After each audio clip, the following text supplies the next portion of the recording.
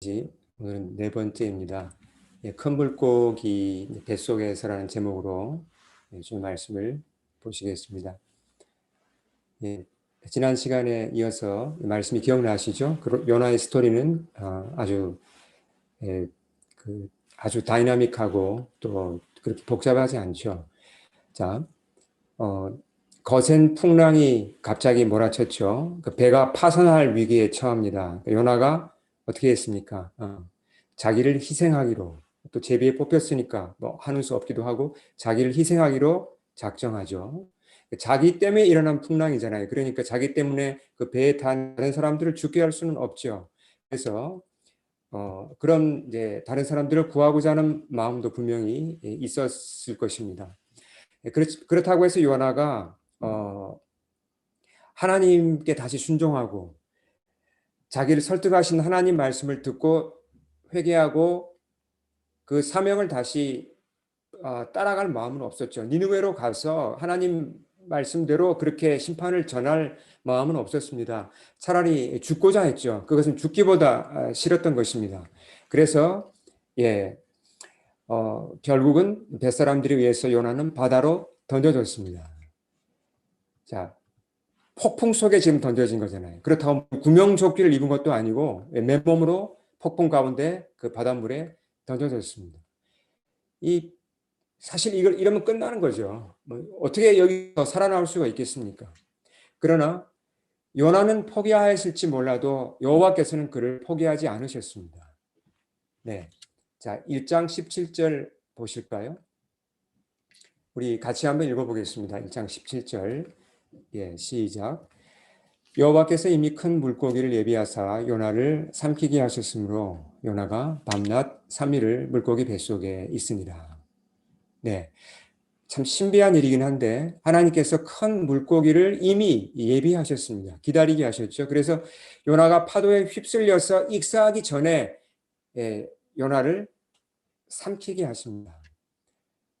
이 거대한 바다 생물이 무엇일까요? 어떤 동물이었을까? 성경에 안 나와 있기 때문에 우리가 정확하게 모르죠. 짐작컨대 아마 그 대왕고래와 같은 큰 고래가 아니었을까? 이렇게 짐작할 뿐이죠. 근데 이런 아무리 동물이 크지만 이런 그 고래한테 먹힌다고 하면 살아날 가능성이 있습니까? 아무리 그냥 삼킨다고 해도 그 뱃속에 들어가서 어떻게 사람이 살아나겠습니까? 오래 견디면 10분이죠. 거의 즉사할 것입니다. 근데 요나가 안 죽었어요. 어떻게 된 겁니까? 전능하신 하나님이 하신 일입니다. 그렇지 않으면 이런 일이 일어날 수가 없죠. 네. 자, 요나 입장에서 한번 생각해 보겠습니다. 그가 바다에 지금 던져졌습니다. 나는 이렇게 죽는구나 생각했겠죠. 근데 뭐 고래와 같은 큰 생물이 가서 자기를 삼킵니다. 근데 이게 뭐 물에 빠져 죽지는 않지만 고래가 자기를 삼키니까 이거 뭐 기분이 좋겠습니까? 이제 잡혀 먹는데 너무나 무섭고 놀라서 아마 정신을 잃었겠죠. 그러니까 우리가 주목해야 되는 부분이 뭐냐면, 자 보세요. 하나님이 요나를 지금 어디로 더 데리고 가십니까? 죽음 가까이 또 더 가까이 죽음으로 더 가까이 밀어붙이시고 죽음으로 데려가고 있음을 우리가 볼 수 있습니다. 당장 죽지는 않았지만 지금 그 고래 뱃속이잖아요. 그 얼마나 참 괴로웠겠습니까? 두렵고 뭐 잘못하면 이제 1분 후를 모르잖아요. 해초가 머리에 막 휘감기고 물이 들어갔다 나왔다. 잘못하면 이제 빨려 들어가면 끝나는 거죠. 그런 상황 속에서 요나가 어떻게 했는가? 그의 이제 기도가 오늘 요나 2장에 쭉 나오죠. 그 정말 절망입니다. 뭐 더 이상 어떻게 더 큰 절망이 어디 있겠습니까? 그 캄캄한 절망 속에서 비로소 요나가 겸손해져요. 그리고 하나님을 찾습니다. 진심으로. 그리고 기도해요. 1절과 2절을 한번 보겠습니다. 우리 1절, 2절을 같이 한번 읽어보겠습니다. 시작. 요나가 물고기 뱃속에서 그의 하나님 여호와께 기도하여 이르되 내가 받는 고난으로 말미암아 여호와께 불러 아뢰었더니 주께서 내게 대답하셨고 내가 수월의 뱃속에서 부르짖었더니 주께서 내 음성을 들으셨나이다. 자, 그가 겸손히 얼마나 간절히 기도했겠습니까? 하나님을 찾으면서. 근데 하나님이 어떻게 했다 그랬죠? 예, 대답하셨어요. 예, 대답을 들은 것입니다. 이 얼마나 안심이 됐겠어요. 하나님께서 그 마치 지옥 같은 수렁이잖아요. 그 물고기 뱃속이. 거기까지 하나님이 함께 오셨어요. 따라오셨어요. 그리고 요나로 하여금 너 언제 나한테 마음을 열래? 언제까지 너 그렇게 고집을 이렇게 부리면서 나한테 마음을 닫을 거냐? 주님이 거기까지 따라오신 것입니다. 그리고 요나가 기도했을 때 대답하신 것입니다. 자, 사람들이 보통 그 요나와 같은 이런 위기 상황에 처했다면, 이런 절박한 위기 상황에 처했다면 어떤 식으로 보통 기도를 하죠? 뭐 대체로 이렇게 기도하겠죠. 하나님 살려주세요. 하나님 제발 여기서 좀 나가게 해주세요. 그럼 제가 이제부터는 하나님을 온 마음을 다해 섬기겠습니다. 이렇게 기도하지 않겠습니까? 예, 요나도 분명히 살려달라고 기도했을 것입니다. 그렇지만 그것이 살려달라는 기도가 요나의 기도의 이 핵심이 아니었어요. 그게 주가 아니었습니다. 이 그의 기도를 쭉 읽어보시면 그의 아주 그 주요한 기도 제목이 무엇인지가 4절에 나타나요. 자, 4절을 제가 읽어보겠습니다. 무엇을 가장 바라는지가 4절에 나타납니다. 4절. 내가 말하기를 내가 주의 목전에서 쫓겨났을지라도 다시 주의 성전을 바라보겠다 하였나이다. 자, 이 앞뒤 문맥을 보고 이 종합적으로 보면요. 요나가 깨달아요. 아, 내가 범죄했구나. 하나님 앞에 범죄했기 때문에 이렇게 내가 쫓겨난 거고, 거룩하신 하나님과 내가 함께할 자격을 잃어버렸구나. 나는 정말 죄인이구나. 이걸 깨달은 거예요. 하나님과 함께할 수 없는, 쫓겨날 수밖에 없는 죄인이라는 걸 그가 깨달은 것입니다.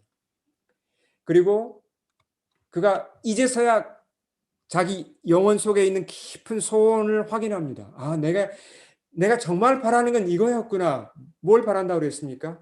다시 주의 성전을 바라보는 것이라고 해요.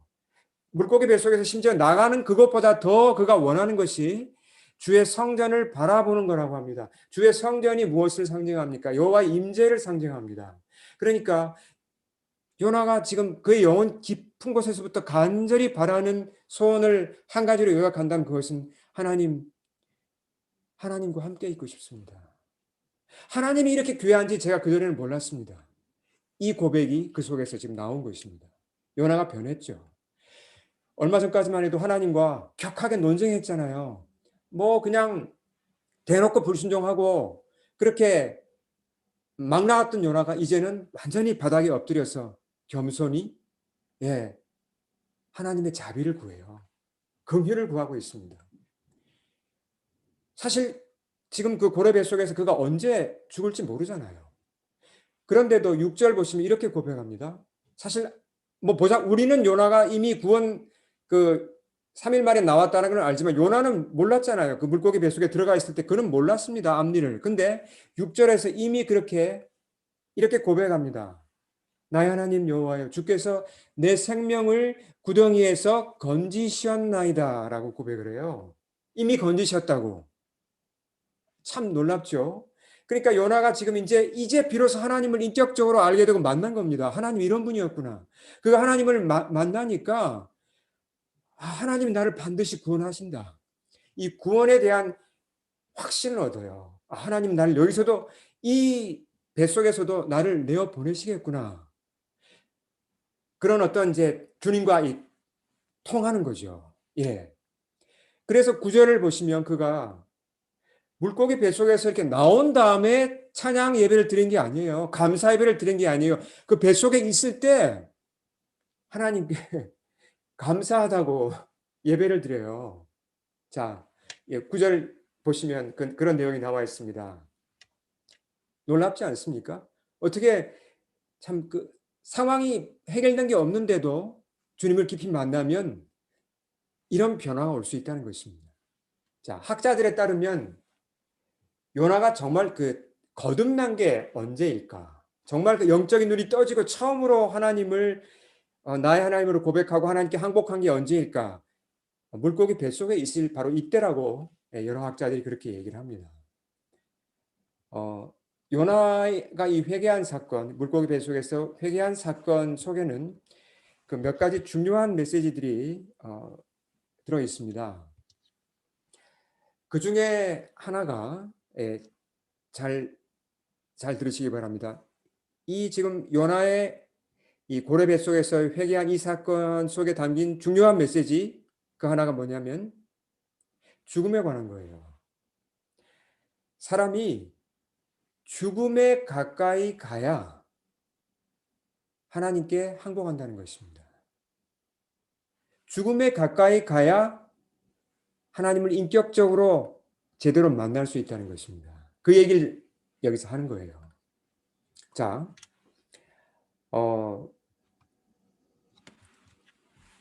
다시 그 요바에서 이 배가 출발했을 때를 한번 생각해 보겠습니다. 요나가 탄 그 무역선이 요바를 떠나서 지중해로 항해합니다. 큰 폭풍을 만났죠. 자, 죽음이 가까이 왔습니까? 그렇습니다. 배 사람들이 보기에도 이건 보통 폭풍이 아니었어요. 생사의 기로에 섰습니다. 선원들이 어떻게 했다 그랬죠? 두려워 떨었습니다. 요나를 통해서 여호와 하나님이 일으키신 폭풍이다. 여호와가 누군지 모르겠지만 이렇게 폭풍을 일으키신 분이란 그들이 알게 되고 여호와 하나님에 대해서 조금씩 듣게 되니까 자, 그 죽음 앞에서 다가온 죽음 앞에서 뱃사람들은 여호와 하나님을 만났습니다. 그렇죠? 예. 죽음이 가까이 왔을 때 하나님을 만났습니다. 요나는 아직까지 아니었어요. 요나는 그 폭풍 앞에서도 꺾이지 않았습니다. 항복하지 않았습니다. 하나님께. 항복하면 뭘 얘기합니까? 하나님 말씀에 순종해서 니느웨로 가야 되는데 그건 못하겠습니다. 차라리 죽겠습니다라고 했죠. 굉장히 강하게 나갔죠. 근데 결국 바다에 던져지고 고래 뱃속에 들어갔습니다. 죽음이 더 가까이 왔죠. 이건 뭐 이제 뭐 어떻게 보면 죽는 것보다 더 힘든 상태입니다. 그제서야 요나의 마음에 결정적인 변화가 일어납니다. 주님 앞에 무릎을 꿇고 전심으로 기도하면서 하나님을 찾아요. 결국 그분을 만나죠. 자, 물론 여기서 우리가 배우는 중요한 진리는 이런 고난이나 시련이 결국은 이제 축복이 될 수 있다는 거죠. 우리가 이건 잘 알고 있는 진리입니다. 요나에 대해서 좀 더 한번 생각해 보겠습니다. 자, 요나가 이스라엘 사람입니다. 어릴 때부터 성경을 배우고 또 예배를 드리고 이런 그 유대인들의 그 성경에 기초한 여러 전통들을 배우면서 자랐겠죠. 뭐 요나의 그 뭐 소년 시절이나 뭐 청소년 시절 그런 때 아직 큰 시련을 겪지 않았을 때 그때 여호와 하나님을 만났더라면 얼마나 좋았겠습니까? 그러니까 여호와 하나님께 마음을 활짝 열고 그분을 인격적으로 만났더라면 이런 고생 안 해도 되잖아요. 예. 그랬더라면 또 고생을 좀 덜 할 뿐만 아니라 시간도 허비하지 않을 수 있어요. 세월도 허비하지 않을 수 있죠. 청년기나 이런 자기 그 세월을 자기 야망을 위해 살거나 헛된 것을 위해 따라가는 게 아니라 하나님을 만났으니까 하나님 안에서 정말 물론 완벽하진 않지만 하나님을 따라서 그렇게 정말 제대로 갈 수 있었겠죠. 이게 형식적인 신앙생활을 하는 그런 삐뚤어진 길을 가는 게 아니라 정말 생명길로 잘 따라가실 것입니다. 얼마나 큰 차이가 납니까? 세월이 흘러서 요나가 선지자로 부름을 받았어요. 좀 신비합니다. 아직까지 이렇게 주님을 모르는데도 주님이 그를 선지자로 불렀어요. 하나님의 뜻이죠. 그때라도 요나가 하나님을 인격적으로 만나고 영접했으면 얼마나 좋았겠습니까? 그러면 이런 고생까지 안 해도 되죠. 자, 근데 요나는 굉장히 자기 생각이 강한 사람이었습니다. 하나님 뜻이 그런데 제 뜻은 이렇습니다. 저는 이거 못 굽힙니다. 이렇게 자기 주장을 폈죠.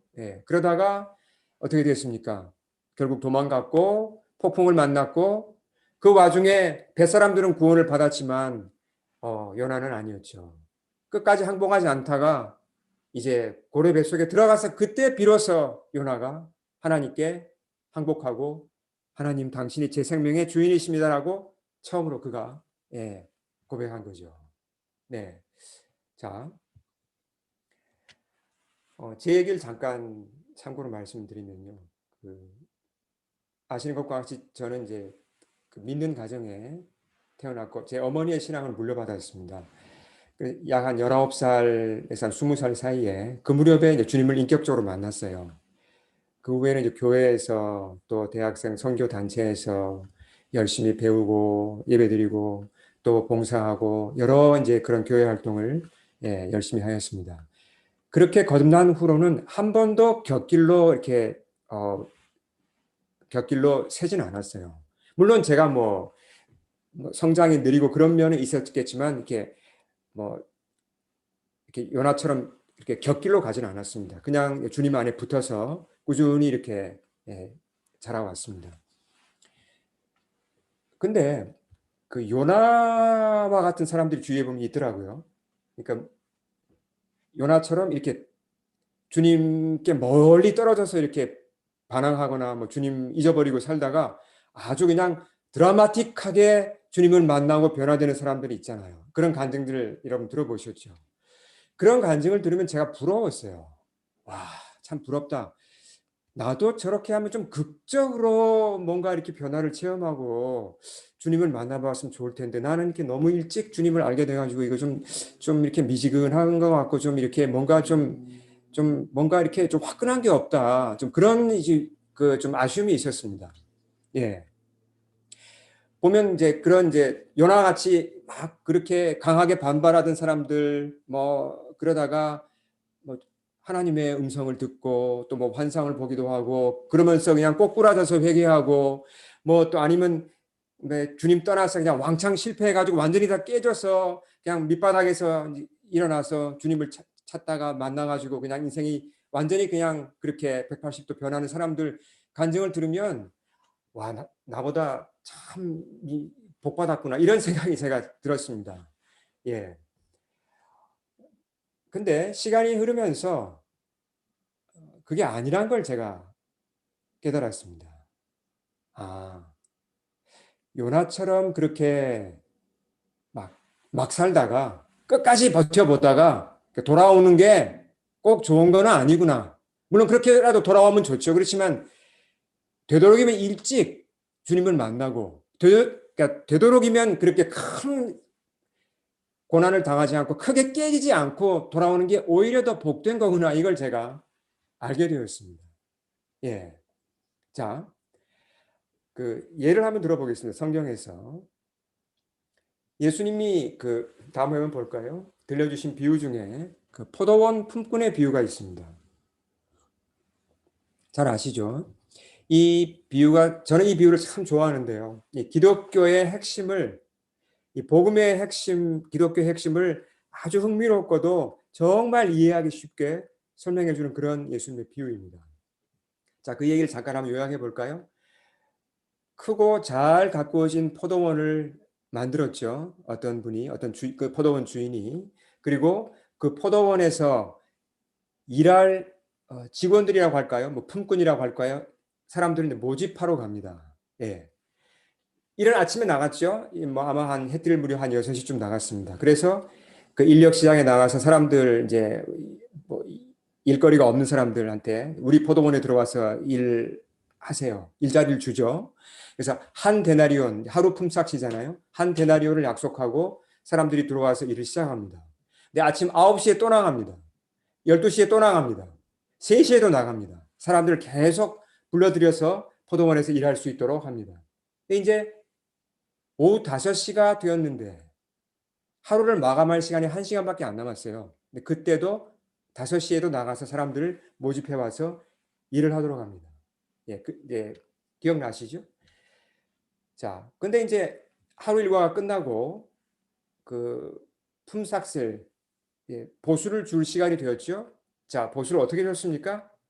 뭐 아침에 새벽에 왔던 오후 5시에 왔던 관계없이 모두 한 데나리온을 줬죠. 예, 똑같이. 자, 그러니까 누가 불만을 가졌습니까? 새벽에 온 사람들. 새벽에 온 사람들은 거의 12시간을 일했잖아요. 근데 5시에 늦게 온 그 사람들은 1시간밖에 일 안 했는데, 아니, 어떻게 12시간 일한 우리를 저 1시간 일한 사람들하고 똑같이 대우를 하는가. 그렇게, 예, 불평했습니다. 어, 사실 뭐 이건 객관적으로 볼 땐 기분 나쁜 일이죠. 왜 그렇게 차별을 하는가. 근데 이제 그렇게 해서 쭉 이제 예수님이 이 내용을 설명하시는데 여기에 이제 여러 가지 진리가 들어 있습니다. 근데 오늘은 그 중에서 잘 생각하지 않는 한 가지를 제가 설명드리고자 합니다.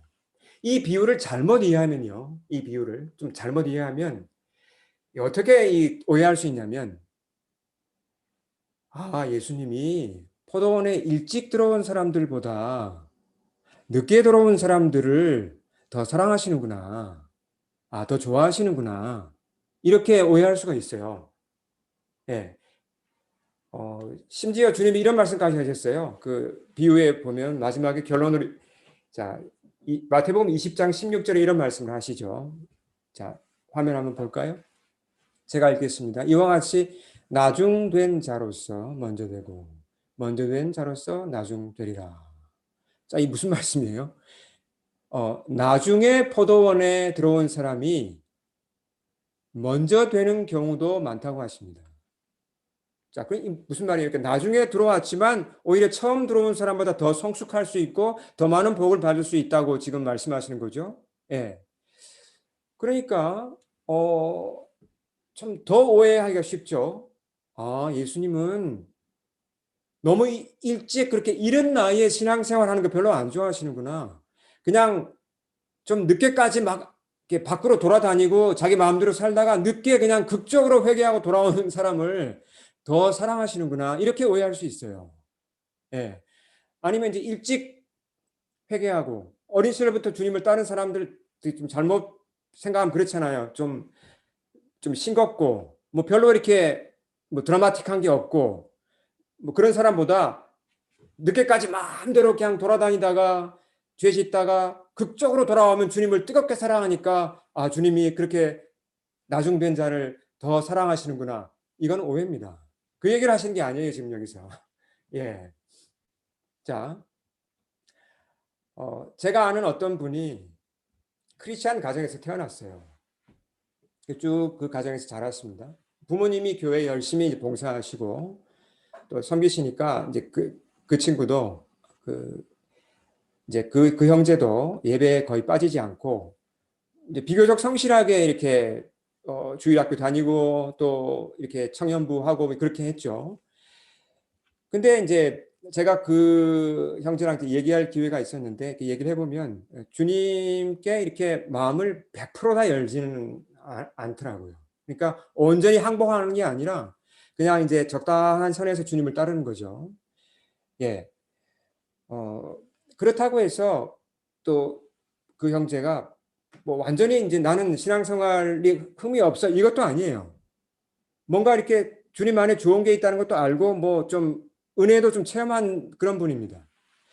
그러니까 그 형제가 바라는 게 뭐였냐면 그러니까 주님을 체험하고자 하는 소원이 있었어요. 근데 이제 그렇다고 온전히 항복하는 건 아니고 이제 늘 이렇게 바라는 바가 뭐였냐면 한 방이었어요. 한 방. 내가 이렇게 그냥 대충 살지만 언젠가 한 방이 터질 거다. 내가 뭐 어느 집회에 가서 그냥 뭐 성령을 받고 한번 내가 뒤집어지든지 아니면 뭐 내가 뭔가 이렇게 실패해서 인생에 그냥 나락으로 떨어졌다가 하나님이 건져주는 그런 기적을 체험하면서 한 방에 내가 은혜를 받고 변화될 거다. 이런 어떤 기대는 가지고 있었어요. 예. 근데 늘 주님과는 어떤 이제 거리를 두고 있었습니다. 예, 코로나 때 이렇게 거리 유지하는 거 비슷하게 늘 이렇게 거리 유지를 이제 하고 있는 분이었는데 그 이제 그 형제가 이제 취직하고 결혼하고 참 이제 괜찮은 사람이었습니다. 근데 제가 그 작년에 우연히 이제 이분을 다시 만났어요. 우연히. 근데 보니까 주님과 거리가 더 멀어진 것 같더라고요. 아쉽게도. 참 제가 마음이 아팠습니다. 그래서 지금도 이제 이 형제가 이제 생각날 때마다 제가 기도를 해요. 정말 주님께 마음을 100%다 드릴 수 있도록, 제가 아는 그런, 크리스찬이니까. 자, 우리의 마음속에 주님을 더 알고자 하는 그런 소원이 있죠. 뭐 주님을 뜨겁게 사랑하든 안 하든 그건 둘째 문제고, 그래도 교회를 다니고 신앙생활을 하면 그런 주님을 더 체험하고자 하는 마음은 있습니다. 그러면 한 방을 기다릴 게 아니에요. 내가 그냥 적당하게 살고 그냥 요나처럼 해도 어느 날 하나님이 나를 사랑하신다면 언젠가 그냥 요나처럼 한 방 뭔가 큰 게 일어나겠지. 그러면 내가 주님을 깊이 체험하고 극적으로 내가 성장할 수 있겠지. 이런 기대를 한다는 것은 맞습니까? 그게 아니라는 것입니다. 하루라도 일찍, 그러니까 나이로 보면요, 하루라도 1년이라도 일찍 회개하고 주님께 돌아오는 것이 그게 지혜입니다. 그리고 뭐 종합적으로 볼 때 내가 뭐 큰 어떤 그 사건이 있지 않더라도, 큰 시련이 오지 않더라도 그걸 내가 정말 깨닫고 이거 아니구나. 내가 정말 주님께 돌아가는 거예요. 빨리 깨닫고 주님께 돌아와서 항복하는 것이 그것이 슬기로운 신앙생활이죠. 끝까지 가시면 안 됩니다. 그래서 요나의 이 회개 사건, 중요한 메시지가 뭐라 그랬습니까? 자, 죽음과 관련된 거라 그랬죠. 사람이 죽음에 가까이 가야 비로소 하나님께 항복한다 그랬죠. 비로소 하나님을 인격적으로 만난다 그랬습니다. 그런 점에서 죽음이 참 중요하죠. 자, 근데 제가 아까 처음에 말씀드릴 때 죽음에 가까이 간다고 할 때 누구의 죽음이라고 제가 얘기를 하지 않았어요. 자, 죽음에도 이게 종류가 있죠. 물론 나의 죽음이 가까워올 때 사람들은 하나님께 더 쉽게 항복하는 게 맞습니다. 내가 이거 실제로 위기를 겪거나 아니면 내가 죽는다는 걸 깊이 깨달으면 그 죽음이 가까이 다가오죠. 그러면 하나님께 겸손히 나아가는 게 맞습니다. 근데 그것만이 다가 아니에요. 더 중요한 죽음이 있습니다. 다가가야 되는 더 중요한 죽음이 있다는 겁니다. 내 죽음도 깨달아야 되지만, 내가 죽는다는 것도 깨달아야 되지만, 더 중요한 죽음은 누구의 죽음입니까? 그리스도 예수님의 죽음이에요. 자, 이분의 죽음에 가까이 가면 갈수록 누구나 하나님께 항복할 수밖에 없어요. 그리고 그분의 사랑을 뜨겁게 체험할 수밖에 없다는 것입니다. 머리로 아는 거랑 차원이 다릅니다. 정말 내 영혼으로, 마음으로 그분의 죽음께 가까이 가야 된다는 것입니다. 자, 요나가 큰 물고기 뱃속, 이 고래와 같은 그런 것의 뱃속에 들어가서 며칠을 있었다고요? 참 신기하게도 사흘을 있었습니다. 그렇죠? 이것이 어떤 사건에 대한, 앞으로 일어날 사건에 대한 예표입니까? 포우쉐도인, 예표입니까? 예수님의 십자가의 죽으심과 그리고 부활이죠. 네. 예수님이 직접 이 요나서를 이제 가지고 이 말씀을 요나 사건을 인용하셨어요. 그 부분을 우리 한번 읽어보겠습니다. 마태복음 12장에 보시면 예수님의 입으로 직접 요나를 언급하십니다. 자, 이 말씀은 우리 같이 한번 읽겠습니다. 12장 39절 40절 우리 같이 읽겠습니다. 시작. 악하고 음란한 세대가 표적을 구하나 선지자 요나의 표적 밖에는 보일 표적이 없느니라. 요나가 밤낮 사흘 동안 큰 물고기 뱃속에 있었던 것 같이 인자도 밤낮 사흘 동안 땅속에 있으리라. 자, 어떤 배경에서 주신 말씀인지 잠깐 한번 보겠습니다. 이 바리새인과 서기관들 중에 몇 사람 좀 이렇게 마음이 삐뚤어진 사람들이었죠. 그들이 예수님께 요구했습니다. 선생님, 우리에게도 표적을 보여주소서. 그렇게 요구했습니다. 자, 이때 말하는 표적이란 건 메시아만이 일으킬 수 있는 그런 표적을 우리에게도 좀 보여주세요. 그럼 우리가 믿겠습니다. 이런 식으로 이제 말을 했는데 이 문제가 있습니다. 예수님이 이런 표적을 지금까지 그 당시까지 행하지 않았습니까? 많이 이미 행했습니다.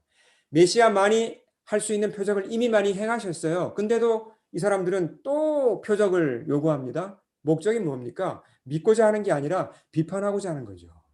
예. 그때 예수님이 하신 말씀이 내가 너희들에게 다른 표적은 보여줄 게 없고 요나의 표적만 이제 보여줄 거다. 그렇게 말씀하세요. 주님 말씀하신 요나의 표적이 바로 무엇입니까? 예, 방금 읽은 말씀에 나와 있죠. 자, 요나하고 예수님을 우리 잠시 한번 이렇게 대조를 해보겠습니다. 요나가 하나님의 종 맞습니까? 예, 맞습니다. 네, 형편없는 하나님의 종이었죠. 그럼에도 불구하고 요나가 희생 제물이 되어서 바다로 던져졌을 때 하나님이 어떻게 하셨습니까? 그의 진노를 푸셨습니다. 폭풍이 가라앉게 하셔서 그 배에 탄 사람들을 다 예, 구원하셨고 요나의 입으로 전해진 말씀을 통해서 그들의 영혼도 구원받게 하셨어요. 요나의 희생으로 누가 구원을 받았습니까? 배에 탄 사람들이 구원을 받았습니다. 자, 사실 배에 탄 사람들이 뭐 요나의 잘못 때문에 뭐 피해를 보는 것 같지만 더 깊이 들어가 보면 뭡니까? 배에 탄 사람들은 사실 모두 다 죄인이에요. 자기 죄로 하나님 앞에 자기 죄 때문에 죽을 수밖에 없는 죄인들입니다. 근데 요나 덕분에 그들이 구원을 받은 겁니다. 자, 요나에 비해서 예수님은 어떤 분이십니까? 하나님의 종 맞죠? 예수님도. 예, 아들이시지만 또 하나님의 종이 되기도 합니다. 이렇게 훌륭하고 완벽한 종이 어디 있습니까? 이 예수님께서 사람들을 위해서 희생 제물이 되어 주신 것입니다. 자, 요나가 희생 제물이 되어서 뱃사람들을 구했다면 하나님이 그렇게 요나가 희생했구나. 뱃사람들을 내가 구하자. 그렇게 하셨다면 그리스도가 희생하셨는데 어찌 사람들을 구원하지 않겠습니까?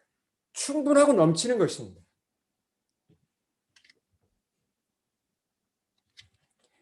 우린 기억해야 됩니다. 요나 때문에 뱃사람들이 구원받은 것. 하물며 그리스도 이처럼 귀하신 분이 우리를 위해 나를 위해 희생하셨다. 반드시 하나님께서 그를 믿는 자를 죽음에서 구하시고 죄에서 구하십니다. 그 사실을 믿어야 하죠. 그 메시지가 요나서에 숨겨져 있는 것입니다. 자, 또 하나 볼까요? 요나가 바다 생물 이 고래 속에 있다가 며칠 만에 나왔다고요. 예, 셋째 날 나왔어요. 무엇에 대한 예표입니까? 그리스도 예수의 부활에 대한 예표죠. 고래에게 먹힌 사람이 자기 힘으로 거기서 나왔다는 얘기 여러분 들어보셨습니까? 이 불가능한 얘기죠. 확실하게 불가능합니다. 뭐, 몇 분 못 버티고 죽죠. 근데 요나는 3일 동안 죽지 않았죠. 기적입니다. 전능하신 하나님만이 할 수 있는 일입니다. 제3일에 고래가 토해냈습니다. 멀쩡하게 나왔어요, 요나가. 살아난 거죠. 초자연적인 이 기적을 누가 행하셨습니까? 전능하신 하나님이 행하셨습니다. 마찬가지죠. 그리스도를 보십시오. 고래 뱃속에 들어간 것과 비교가 안 될 정도로 더 깊은 수렁으로 떨어졌습니다. 십자가에서 못 박혀 죽으셨죠. 로마 군병이 확인 사살까지 하려고 창으로 옆구리를 찔렀습니다. 피와 물이 다 쏟아졌습니다. 자, 무덤에 묻혔죠. 돌문이 굳게 닫혔습니다. 모든 게 끝났습니다. 그러나 제3일에 부활하셨습니다. 전능하신 하나님만이 할 수 있는 일이죠. 결론입니다. 우리가 회개하는 게 필요하죠. 아직 거듭나지 못했다면 정말 처음으로 깊이 회개하고 거듭나는 게 필요하고 거듭나서 주님을 따르고 있다면 그래도 또 우리가 회개할 게 얼마나 많습니까? 근데 큰 시련이 터질 때까지 기다리시면 안 됩니다. 아직 좀 괜찮은 것 같아. 좀 버티자. 뭐 한 방이 오겠지. 뭐 이건 좋은 태도가 아니죠. 회개하기 위해서 큰 시련이 꼭 필요한 게 아닙니다. 드라마틱한 회개를 위해서 요나처럼 그렇게 오래 버티면 안 된다는 거죠. 예. 손해입니다, 우리한테 결국. 자, 우리가 뭘 기억해야 된다고요? 회개하기 위해서는 죽음을 기억해야 됩니다. 나의 죽음도 기억해야 되지만 누구의 죽음을 더 기억해야 합니까? 그리스도의 죽음입니다. 그리스도의 죽음을 가까이서 살펴보고 이 의미가 무엇인가? 정말 내가 이해하고자 하고 그 죽음을 바로 알 때 달라져요. 두려움이 그래야 비로소 이 뱃사람들이 느낀 그런 거룩한 두려움이 우리를 사로잡아요. 그리스도의 죽음에 가까이 가야 그 경외심과 두려움이 우리를 사로잡고 깨닫습니다. 마음 깊은 곳으로부터 깨달음이 올라오죠. 아, 내가 정말 죄인이구나. 하나님 앞에 거룩하신 그분 앞에 죽을 수밖에 없는 죄인이구나. 영혼이 떨립니다. 그 가운데 이제 회개가 일어나고 예, 우리가 새로워질 수 있는 것이죠. 보통 사람들이 예수님의 십자가 그러면 먼저 뭘 얘기합니까? 아, 하나님은 사랑이시다. 맞습니다. 사랑 얘기하는 거 이거 좋습니다. 맞죠? 분명한 사랑이죠. 그러나 이 하나님의 사랑을 얘기하기 전에 죽음을 얘기 먼저 해야 된다는 거죠. 그리스도가 죽으셨다는 것입니다. 이것은 심판입니다. 하나님이 죄를 심판하신 것입니다. 우리의 죄를 누구에게 심판하셨습니까? 그리스도에게 심판하신 것입니다. 그 심판을 우리가 이해할 때, 그리스도의 죽음을 이해할 때, 그래야 비로소 하나님의 사랑이 이런 거구나. 아, 이렇게 놀라운 거구나. 그 사랑의 깊이와 높이와 넓이와 길이를 우리가 맛볼 수 있고 이해할 수 있게 된다는 것입니다. 우리 함께 기도하시겠습니다. 주님 앞에 엎드리겠습니다. 우리